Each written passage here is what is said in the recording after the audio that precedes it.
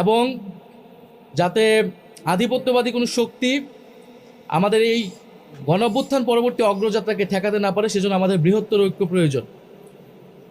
সেই তাগিদ থেকেই আমরা জামাতে ইসলামী এবং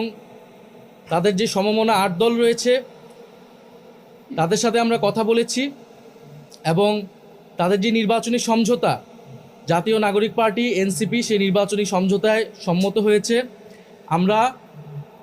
জাতীয় নাগরিক পার্টি এনসিপি এবং এই সমমনা 8 দলের সাথে আমরা একত্রে নির্বাচনে অংশগ্রহণ করব বলে আমরা সিদ্ধান্ত নিয়েছি। দ্বিতীয় বিষয়টি হচ্ছে এই নির্বাচনী সমঝোতা, এটি একদিকে যেমন নির্বাচনী বৈতরণী পার হওয়ার জন্য, অন্যদিকে আমাদের যেই এনসিপি প্রথম থেকে সংস্কার বিচার